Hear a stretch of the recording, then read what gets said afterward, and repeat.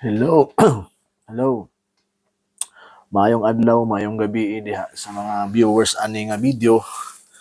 So, since wala man ko'y gibuhat karon diri sa akong trabaho, so naghimo lang ko og personal nga video ba, at least makadagdag sa inyo ang kaalam ba sa atong kinabuhi sa modern time nato. Kay one of my advocacy man gyud sa kinabuhi is about physical health and spiritual health. Mao gina akong gina-promote kay each part of my duties and responsibilities sa mga tao nga mahatagan mo og sakto nga impormasyon. Kay mao man akong profession.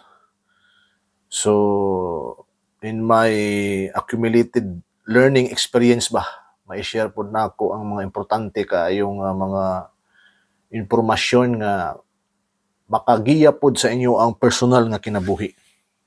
So it's time to heal. Kay ang modern time man god, ang problema karon kay na-attach ang mga tao karon sa trabaho, sa pinansyal. So in worldly activities ba nga they think nga that's the only kanang solution sa ilang mga problema, sa ilang kuan ba, desire nga namang tay mga ang normal gyud sa tao gyud na gyud tay mga damgo, and then gyud tay mga gusto ba nga ma-achieve nato. Kay pleasure lover man ta, gusto tag happy, komportableng kinabuhi, lesser stress, as in all goodness mo ginaato ang inner nga desire sa kinabuhi. But ngano man na nga despite of our constant battles, constant unwavering kuan ba work o solution sa atong problema sa kinabuhi, naa man gihapon na ang stress, problema, tanan nga mga negative forces sa atong kinabuhi. One reason for sure kanang mga negative forces or negative is panghitabo sa atong kinabuhi, part na sa ato ang growing up. Kay kita man god, actually sa physical lang nako ang side ana akong i-explain ha. Sa physical side, kinahanglan magita ana kay we don't grow without negative, without problem. So for example sa ato ang physical nga health, so kinahanglan gyud ta mo kuan ba, workout no saon na nato pag-maintain sa ato ang mental health. Speaking of mental health ha, this is very crucial kani karon nga stage sa modernity tungod sa event because of the social media, sa internet. So modernization, so we will detach from socializing activities. We more focus now sa technology, sa self-centeredness ba, nga we think nga that's the only kuan ba, avenue na we can satisfy ourselves. But in physicality, there's a lot of trouble when we focus all the time for our personal pleasure. Kay as a nurse, I study a lot, and we have research, we have trainings, and a lot of studies. So it's one of my advocacy nga ma-share pod sa inyo ba ang kaning learning experience namo, not self-taught. Usahay man gud kita man gud yung mga tao na tay tendency nga mag self-taught ba, nang self-study lang ba, nga mubasa lang tag libro, internet nga maka-answer sa ato ang mga problema. But in a long run, kana nga mga information limited ra kay dili kay na siya epektibo ba, kay wala man nimo ma-experience bitaw. Unlike og naay mga professionals nga mo teach nimo, mo guide nimo unsaon sa pagmaneuver o pagdala sa imo ang kinabuhi. So epektibo kaayo kay based man gina siya sa experiences or learning pod nga nahibaw-an. So make it a habit mga kaigsuonan, kung kinsa man naminaw ani nga video, make it a habit nga we need to seek advices from different people na mga experts. Unlike sa ako pag naay mga problema sa amoa sa financial, sa electricity o sa balay nga mga sa water ba. So mga kong mga advices electrician, sa plumber, or sa mga financial advisor. So at least kana nga mga mistakes malisar na siya kay nanguha man kag mga ideas or mga uh, suggestion sa mga professional or expert nga naagid sila sa sakto nga dalan nga ilang giagian. So the same as na sa tuwa, I'm doing this for ano lang ba, additional nato nga light sa kinabuhi nga ang atong mga problema, ang answer ra gyud is spirituality. So nga spirituality na diha ang gugma, compassion, kaayuhan, tanan kaayuhan na diha, but sa ato ang modern time karon nagtika klaro na gyud ang evil ba, ang kinibang sinful nature sa tao ba, kay the more nga nag-increase ang kaalam sa mga tao, the more pud na siya nga matrap diha ba sa knowledge lang.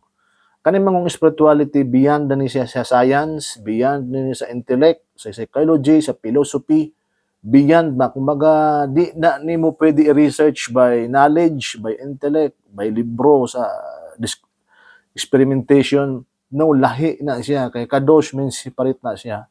Arita sa spirituality, ang spirituality is about love, unconditional love, relationship.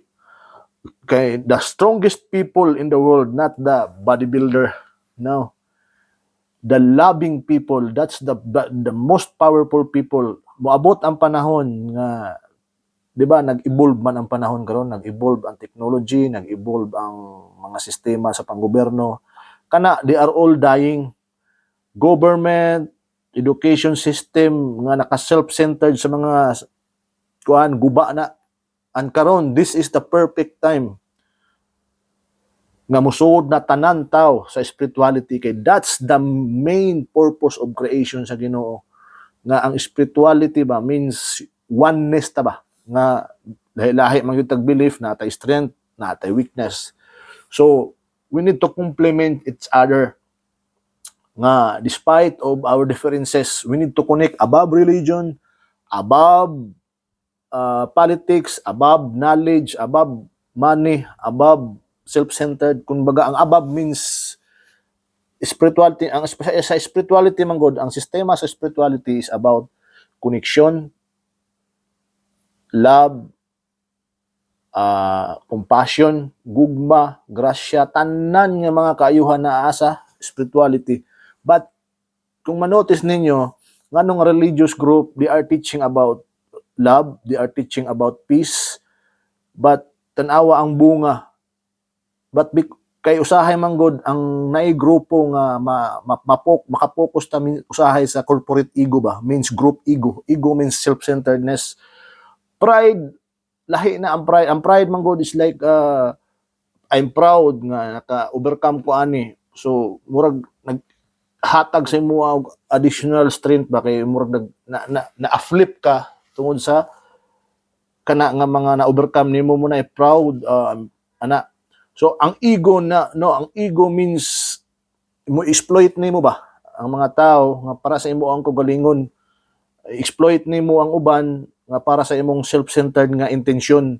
No, muna ang ego, muna ang devil, muna ang ego means all distraction na siya. We think nga maayo na siya, but it destroys in the long run. But karon nga time dapat mo sutag altruism. Ang altruism like Jesus. Altruism means giving without condition. Like Jesus na we give love unconditionally. Despite unsa ka man, pobre ka man, dato ka man, any colors sa mga tao, walay pakialam kung unsang colors nimo, basta giving lang. Muna ang tinuod nga gugma sa Heavenly Kingdom. Muna, all giving na ito, adri amang sa kalibutan, all receiving na ta, receive. So muna dako kayong distraction, kay muna ang communism, terrorism, hate man na, ang hate, makakreate ginag-hate, kay once nga dili nimo makuha ang imo ang gusto, makasuko man ka, muna nga mupatay ka, kay tungod sa imong gusto nga dili masunod. Muna siyang hate. But sa Heavenly Kingdom o sa spirituality, muna ang giving means Ug di nimo gusto ang akong gusto, okay lang. Kay give ra man ka. But of course, kung kitang tanan gyud ang mga tao makakonek na tatanan nya ma-transform na ang kasing-kasing sa mga tao kanang tanan na datong mga problema, it's slowly ma-lesser na siya, ma-diminish na siya kay kuan naman, all goodness naman, o loving na ta, compassionate na ta, peaceful na ta. So kanang mga relationship nga nagguba, connect na ma-redeem na siya, ma-redeem na natubos na ba kung mabalik mo na siya ang idea sa spirituality, and it's because daghang trouble ana kay beyond na sa tuwa kita ang mo-develop ana. We cannot understand spirituality kung di na nato ma-attain. Like kay ang karakter ba, ang personality, okay ran ang personality ug karakter lahi pud na. Ang personality mo na kung joker man ka o hilumon man ka, talentado man ka, mo na God's given na siya. Pero ang karakter mo gina ang lahi na siya kay i-develop na nimo kung labing ka, merciful ka, o maluluyon ka kana i-develop na ka inner qualities na nimo. Ikaw ra gyud maka-develop ana, andi na pwede nimo nga porket ang imo ang igsuon inahan igsuon nga labing sila, ikaw labing pud. No, ikaw mismo ang mo-develop ana kay inner qualities na sa imuha inside of you. Muna siyang spirituality nga kuan ba, ikaw gyud mismo ang voluntarily nga mosurrender sa Ginoo nga kitang tanan mahimo ta nga pareha ni Ginoong Hesus nga tanan kaayuhan mo gawas na sa tuwa. And basically tanan nga daghang problema sa kinabuhi sa mga tao hinahini na mga kanang mga, for example sa balita na lang mutan-aw kag news, tanan mga kadautan diha naa tanan sa news tungod kay ang mga tao naa ang kasuko, naa ang self-centeredness, naa ang negative evil inclination naa sa kasing-kasing. So basically outside sa tuwa na ang kagubot. Pero kung tanan tao magsinamtanay, mag-united in the presence of God. Kay og united lang gali og wala ang presensya sa Ginoo, wala na secularity na guba gina nga sistema. Mao na ang nahitabo karon sa kalibutan nga sige pangita og mga solusyon sa peace, pangita og solusyon sa climate change, mangita og solusyon sa financial crisis, but it's impossible nga ma-solve na kung dili tanan tao mubalik sa Ginoo. Kumbaga, actually kitang tanan we are in the image of God. Ang tinuod yun nato gyud nga imahe pareha gyud sa Ginoo, loving, caring, tanan kayuhan, peaceful, merciful, long suffering, tanan kayuhan naa na sa tuwa. But gibutang lang ta sa Ginoo diri sa kalibutan kay para mura na ang ato ang work nga atong ibalik ang atong tinuod nga imahe. But of course naa na ang forces of evil nga mo-push ato nga mo na ato ang gamiton nga motivation ba nga ang evil forces mo na ato ang kontrahon nga mo transform ta ngadto sa godly instead nga worldly. But of course personal na siya ninyo nga studies kung gusto gyud mo transform sa inyong kasing-kasing gunahuna. It's my part sa akong kinabuhi, it's my duties and responsibilities ba nga ang physical health o spiritual health, they are all important. They are complementing each other. Di na pwede magbuwag kay uban na sila. For example, daghang kayong debate ba ang sa may importante ang gasolina sa sakyanan o ang ligid sa sakyanan. Di ta makaingon nga gasolina ra importante kay di man po namudagan sakyanan o ligid. So the same as that illustration makagahatag na to og wisdom ba. The same sa tong kinabuhi, kung walay spirituality, walay physicality, di gina sila mag-workout. Na gina kay ang heavenly kingdom kompleto na. Kung gusto ta kay kita man in this world unli ni mura na siya eskwelahan sa tong kinabuhi, mura na siya training ground nga maka-learn ta unsa na to pag-transform sa tong kinabuhi nga mo transcend ta ba beyond in this world. Ang naa sa Biblia tanan ang answer sa kinabuhi.